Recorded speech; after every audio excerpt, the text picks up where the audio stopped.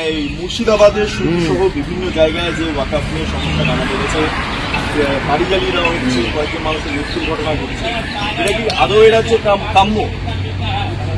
গুলিবিদ্ধ হয়েছে।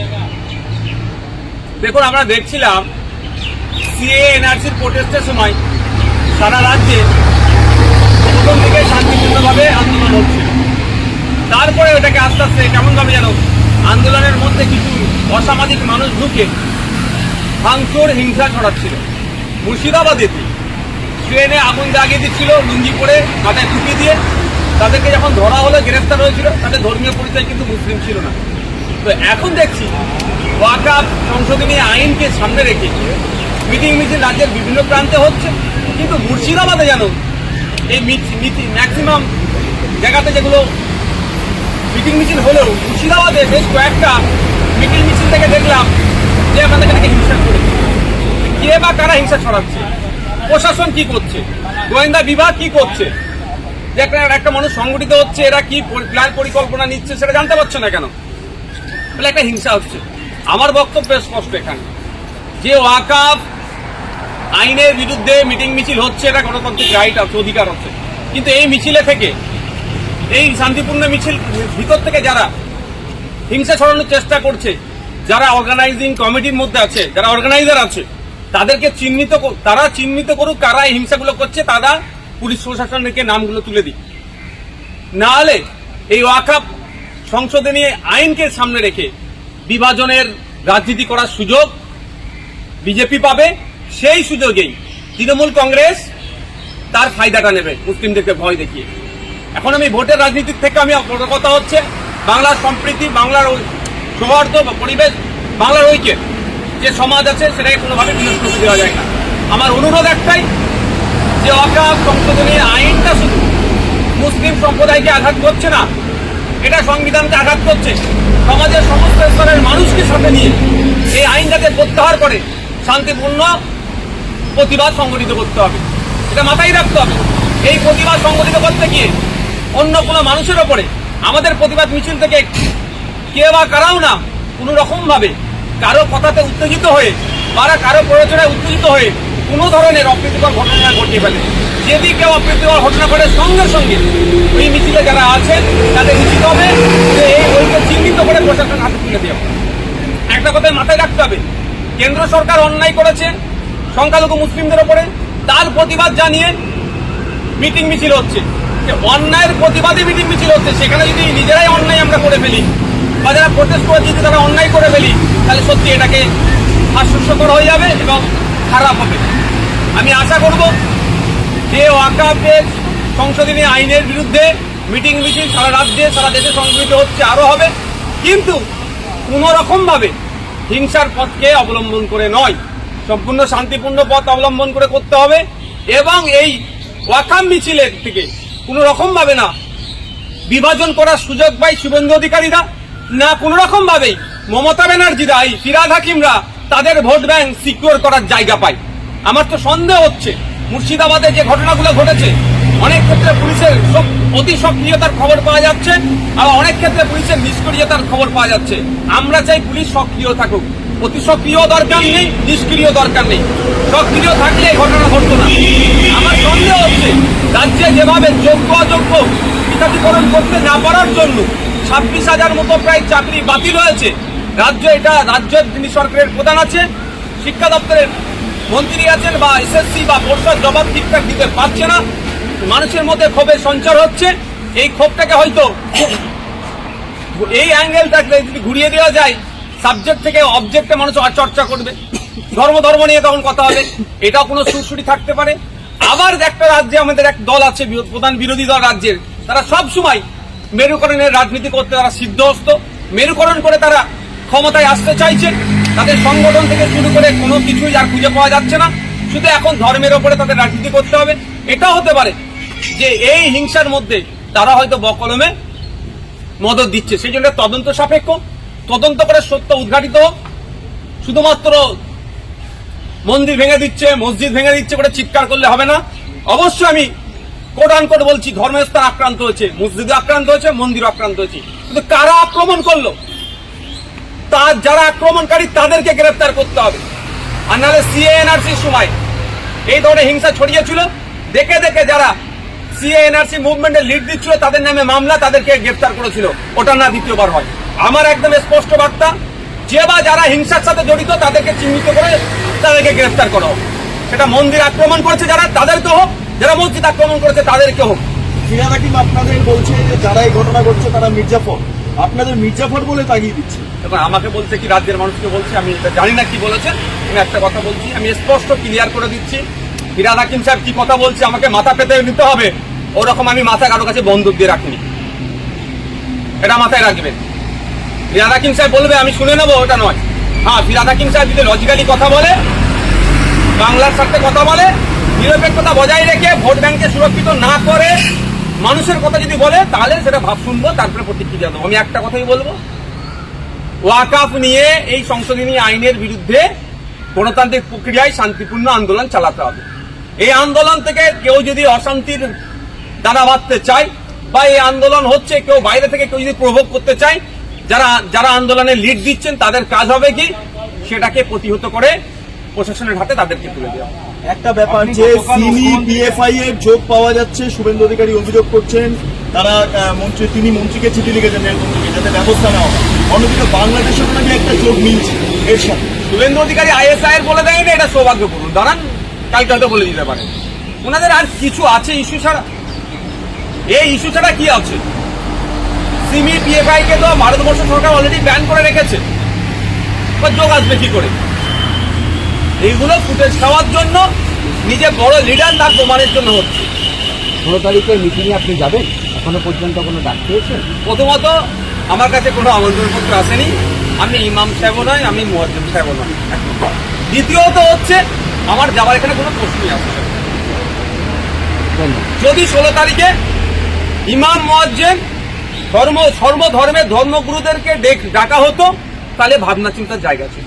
কারণ ওয়াকাফ আমি মনে করছি শুধু মুসলমানদের সমস্যা নয়, ওয়াকাফ সমস্যা রাজ্যবাসীর সমস্যা, দেশের নাগরিকের সমস্যা। কারণ কেন বলছি, সংবিধানের উপর আঘাত দিয়েছে ওয়াকাফ সংশোধনী আইনে, সংবিধানের উপর আঘাত দিয়েছে। তাহলে সংবিধানকে রক্ষা করার দায়িত্ব সকলকে, শুধু ইমাম মুয়াজ্জিমদের দায়িত্ব নয়। ভিন্ন ধর্মের ধর্মগুরুদেরকেও ডাকা দরকার ছিল, তাদের ধর্মের যারা স্কলার আছে তাদেরকেও ডাকার দরকার ছিল। সর্বধর্মের মানুষকে নিয়ে একটা যদি বার্তা উনি দিতেন, তাহলে সেখানে যাবো কি যাবো না তাহলে বলতাম, এখানে যাওয়ার কোনো প্রশ্ন আসবে না।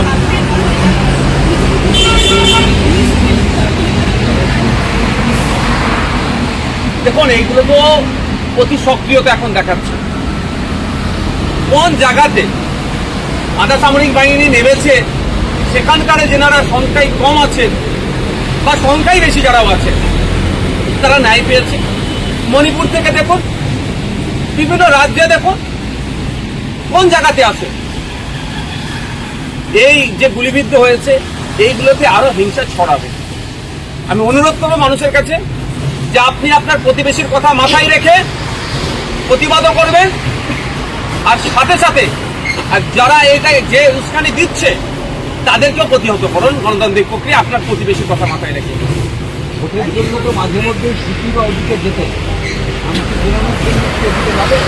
দেখুন, মুর্শিদাবাদ মালদা থেকে শুরু করে আমি দিনাজপুর পর্যন্ত গিয়েছি, ভোট প্রচারে ভোট চাইতে গিয়েছি, মানুষের সচেতন করতে গিয়েছি। তখন আমি যদি গিয়ে ওখানে শান্তি ফিরে, অবশ্যই আমি যাওয়ার জন্য প্রস্তুত আছি। কিন্তু আমি মনে করি এখানে যা পরিস্থিতি, যে ওখানে কোনো এখন লিডার যদি যায়, রাজনৈতিক কোনো লিডার যায়, পরিস্থিতি যতটুকু আমিও খবর নিচ্ছি যে আরো উত্তপ্ত হতে পারে। আমরা না গিয়ে দূর থেকে যদি জিনিসটাকে মিনিমাইজ করা যায়, অর্থাৎ ছোট করা যায়, শান্তি ফিরানো যায়, যাওয়ার থেকে না গিয়ে যদি বেশি কাজ হয়, সেটা না যাওয়াটাই বাঞ্ছনীয় মনে করি। আপনাদের একটা মিছিল আছে ওয়াকাফের বিরোধিতা করে, এবং সেখান থেকেও যদি এই ধরনের ঘটনা যদি প্ররোচনা উঠে আসে, তাহলে আপনি দায় নেবেন? আমি কোট আনকোট বলছি, আমাদের 14 তারিখে শিয়ালদা থেকে বাবা সাহেব আম্বেদকরের জন্মদিন থেকে স্মরণ রেখে আমরা শিয়ালদা থেকে বাবা সাহেব আম্বেদকর মূর্তি পর্যন্ত আমাদের একটা কেন্দ্রীয় সরকার যে ওয়াকাফ সংশোধনী আইন নিয়ে এসছে, এরকে প্রত্যাহারের জন্য একটা মিছিল আছে। ইন্ডিয়ান সেকুলার ফ্রন্টের মিছিল রাজনৈতিক মিছিল, রাজনৈতিকভাবে হবে। এই মিছিল থেকে কেউ প্ররোচনা দেওয়ার চেষ্টা করলেও আমাদের কর্মী সমর্থকরা তার মাঝে পা দেবে না। আমাদের কর্মী সমর্থকদের কাছে এই বার্তা দেওয়া আছে, যদি এই মিছিল থেকে কেউ হিংসা ছড়ানোর চেষ্টা করে, বা বাইরে থেকে কেউ যদি হিংসা ছড়ানোর জন্য প্রভোগ করে, ভিডিও করে আমাদের কাছে দিতে, আমরা সেই ভিডিওটা নিয়ে লালবাজারে দেব, লালবাজারকে বলবো অ্যাকশন নিতে। তার মধ্যে যদি দেখেন ওই ভিডিওর মধ্যে আমাদের কোনো ছেলে, আশা করছি 100% করবে না, তারপরেও বলছি, আমি দায়িত্ব নিয়ে বলছি, যদি হিংসার সাথে যে মনে করে আপনার কথা অনুযায়ী করবে না হিংসা, তারপরেও আমি জানিয়ে রাখছি যে প্রভোগ করানোর চেষ্টা করছে তাকেও লালবাজারে তার নাম ঠিকানা দিয়ে দেবো, কোনো ছাড় দেব না, হিংসা করতে কোনো রকম ভাবে দেব না। ডিজি এই মুহূর্তে প্রেস কনফারেন্স করছে, ডিজি বলছেন হুলিগানিজম বা এই ধরনের অপ্রীতিকর ঘটনা বরদাস্ত করা হবে না, কাউন্সিলের ফোর্স রয়েছে, বিভিন্ন হেল্পলাইন নাম্বার চালু করা হচ্ছে, সেগুলোকে সার্কুলেট করা হবে, হনুমান জয়ন্তী উৎসব চলছে, এই মুহূর্তে প্রচারা পা দেবেন না, কিছু করার চেষ্টা করবেন। এত মানে এই ঘটনা ঘটে যাওয়ার প্রায় 24 ঘন্টা পর এই মুহূর্তে ডিজি প্রেস কনফারেন্স এবং এই বার্তাগুলো দেওয়া, এগুলো আগে দিলে খুবই একটু অনেক আগেই আরো, তখন হয়তো নিষ্ক্রিয় ছিল, এখন খুবই সক্রিয় হয়ে উঠছে। অবশ্যই রাজ্যের বিভিন্ন জায়গাতে বিভিন্ন ধর্মীয় অনুষ্ঠান চলছে, সেটা আমাদেরকে মাথায় রাখতে হবে। বাংলা সম্প্রীতির মাটি, বাংলা ঐক্যের মাটি, এই বাংলাতে ভিন্ন ধর্মের মানুষ তাদের ধর্মীয় অনুষ্ঠান যদি সুষ্ঠুভাবে সম্পূর্ণ করতে পারে, তারও চিন্তা আমাদের মাথায় রাখতে হবে।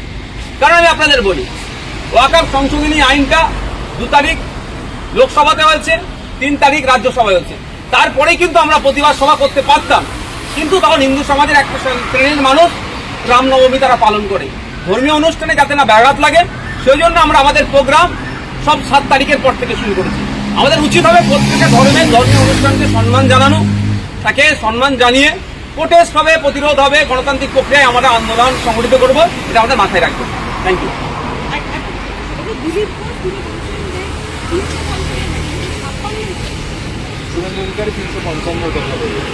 আরে দিলীপ ঘোষ বাবু আর শুভেন্দু বাবু কোনটা চাইছেন তাদের দলগত ভাবে আগে ঠিক করতে বলুন।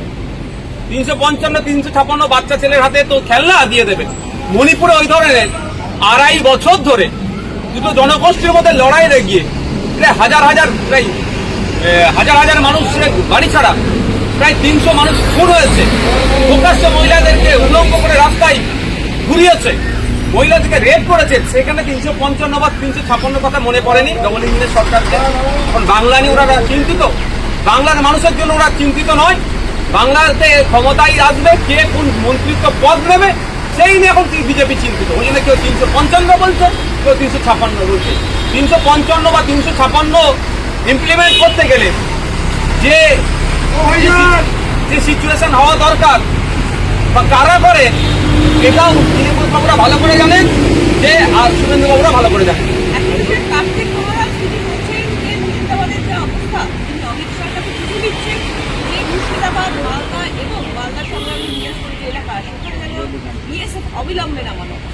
এটা তো অনেক দীর্ঘদিনের ধরে একটা চক্রান্ত চলছে, মালদা, মুর্শিদাবাদ, দিনাজপুরের একটা অংশকে কন্ট্রোলে নেওয়ার জন্য, একটা অংশকে আমি যদি বলি কোট আনকোট বলি ইউটি আন্ডারে আনার জন্য, সেই জন্য হিংসা হইতে ছড়ানো হচ্ছে বা বলেন হিংসা দেখিয়ে ইউটির মাথা যায়। তবে একটা জায়গায় ইউটি করতে গেলে বা বিএসএফ বা আধা সামরিক বাহিনী নামাতে গেলে একাধিক কারণ আছে, একাধিক পয়েন্ট আছে, সেই পয়েন্টের বেসিসে নামাতে হবে। রাজ্য সরকারকে চাইতে হবে, কোর্টকে বলতে হবে, অথবা সেন্ট্রাল গভর্নমেন্ট আনবে, সেই জায়গাগুলোতে আসবে।